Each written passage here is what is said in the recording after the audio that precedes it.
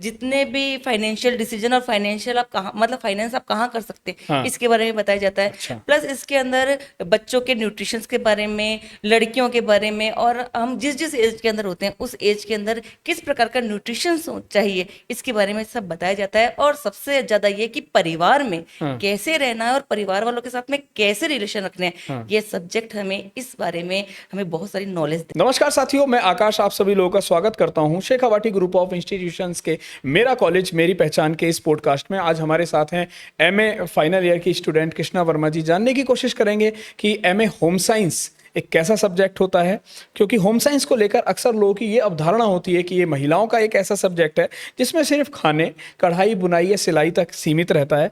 मगर आज हम लोग इस गलतफहमी को दूर करने का प्रयास करेंगे। तो हमारे साथ हैं कृष्णा वर्मा जी, तो स्वागत है आपका। सर, मेरा नाम कृष्णा वर्मा है और मैं अजमेर से हूँ। जी। वैसे अजमेर में कॉलेजेस की कमी नहीं है, लेकिन मैं ऐसे एक दिन सोशल मीडिया चला रही थी तो मुझे ये शेखावटी कॉलेज के बारे में पता चला और मैंने यहाँ पे कॉल किया तो सर ने मुझे कॉलेज के फीचर्स के बारे में बताया।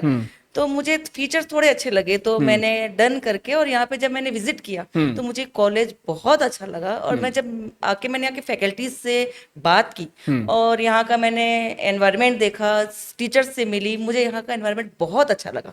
इसलिए मैंने इस कॉलेज जो है वो सिलेक्ट किया और आज मेरी जर्नी लगभग खत्म हो चुकी है क्योंकि आज मेरा लास्ट पेपर था। नहीं मैम, आप ये भी बताएं कि आपने होम साइंस क्यों सेलेक्ट किया। सर, होम साइंस मैंने इसलिए सेलेक्ट किया क्योंकि एक तो ये मेरा फेवरेट सब्जेक्ट है, दूसरा ये है कि होम साइंस जो है इसे मोस्टली ये माना जाता है कि लड़कियों का सब्जेक्ट है और बहुत इजी सब्जेक्ट है। पर अगर देखा जाए तो ये इजी सब्जेक्ट नहीं है। इसमें लगभग सारे सब्जेक्ट के का जो सार होता है वो इसके अंदर है। जैसे आप इसके मतलब अंदर क्या? इकोनॉमिक्स भी है, अच्छा। इसके अंदर आप बायो भी है क्योंकि इसके अंदर पूरी ह्यूमन बॉडी के बारे में बताया जाता है। अच्छा। फिर इसके अंदर आप इकोनॉमिक्स इसलिए क्योंकि इसके अंदर आपको जितने भी फाइनेंशियल डिसीजन और फाइनेंशियल आप कहाँ मतलब फाइनेंस आप कहाँ कर सकते हैं हाँ। इसके बारे में बताया जाता है। अच्छा। प्लस इसके अंदर बच्चों के न्यूट्रिशंस के बारे में, लड़कियों के बारे में, और हम जिस जिस एज के अंदर होते हैं उस एज के अंदर किस प्रकार का न्यूट्रिशन चाहिए इसके बारे में सब बताया जाता है। और सबसे ज्यादा ये कि परिवार में हाँ। कैसे रहना है और परिवार वालों के साथ में कैसे रिलेशन रखने हैं, हाँ। ये सब्जेक्ट हमें इस बारे में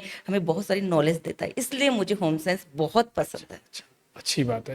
मैम, कोई ऐसा टर्निंग पॉइंट आप बताएंगे कि जिसने आपकी लाइफ में होम साइंस की वजह से कुछ परिवर्तन लाया हो, क्योंकि सर, अक्सर ये देखा जाता है टेक्नोलॉजी में लोगों के माइंड में रिवॉल्यूशंस आते हैं, हर तरह से लोग चेंज हो जाते हैं।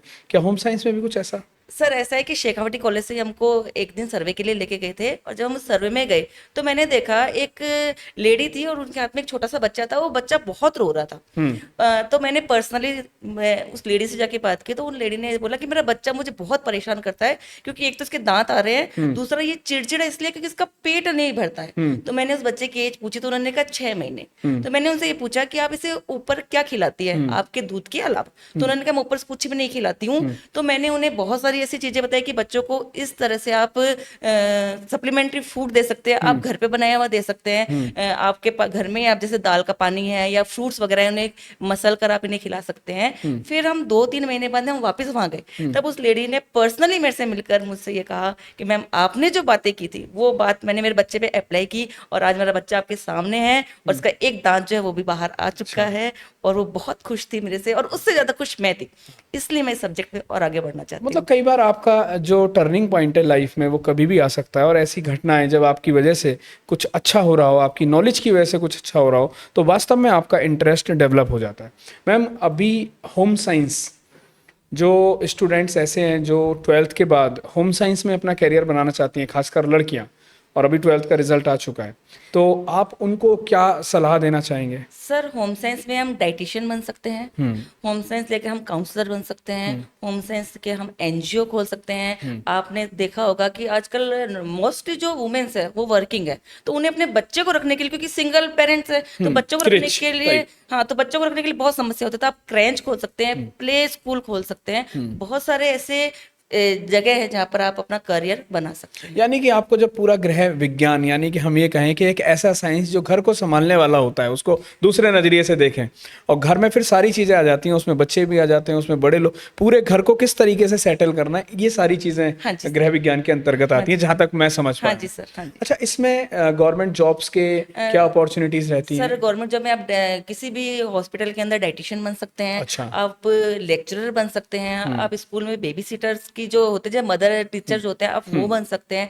प्राइमरी टीचर्स बन सकते हैं।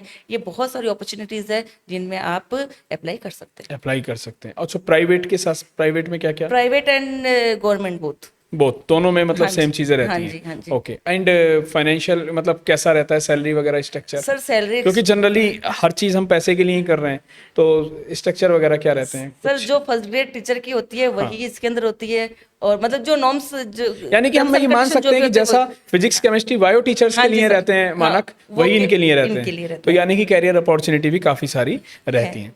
आप एक as a women, as a lady, इस सब्जेक्ट को किस तरह से देखते हैं, और आपने जब इस सब्जेक्ट में पीजी किया तो आपने अपने अंदर क्या चेंज पाया? सर मैंने सबसे पहले तो इंस्पायर मुझ लेडीज से हुई, और अब मैं ये चाहती हूँ कि मैं मतलब बहुत सारी जगह ऐसी है जहाँ पर लोगों को पता नहीं है, वो सब्जियां काटते हैं, काट के धो देते हैं, तो उससे हमारे जितने भी न्यूट्रिशंस होते हैं वो सारे पानी में वेस्ट हो जाते हैं। फिर ये कहते हैं कि हमारे अंदर जो है बहुत सारी बीमारियां हो रही है, क्योंकि हम ये सोचते हैं कि बादाम खाने से ही हमारे अंदर जो है वो हमारे ब्रेन का डेवलपमेंट होता है, परंतु पर ऐसा नहीं है। अगर हम मूंगफली का यूज करें तो भी हम बादाम के जितना ही न्यूट्रिशंस ले सकते हैं। तो ये मगर जैसे कुछ गरीब लोग हैं जिनके पास, मैंने देखा, ज्यादा दिमाग होता है कंपैरेटिवली, मैंने बहुत सारे ऐसे लोग देखे हैं जिनके सर पास वो संसाधन नहीं, उसमें कैसे? सर वो खाने में जो आता है पोषण, हाँ, जो हमारी बॉडी है वो जो, और हमारा ब्रेन जो है वो पोषण यानी न्यूट्रिशन से चलता है। तो ये न्यूट्रिशन, सारी न्यूट्रिशन है, इसके लिए लोगों को भी जागरूक करना है। बिल्कुल। लोग बाजरे को समझते हैं ये तो मोटा अनाज है, गरीबों का अनाज है, हाँ। लेकिन उस बाजरे के अंदर भी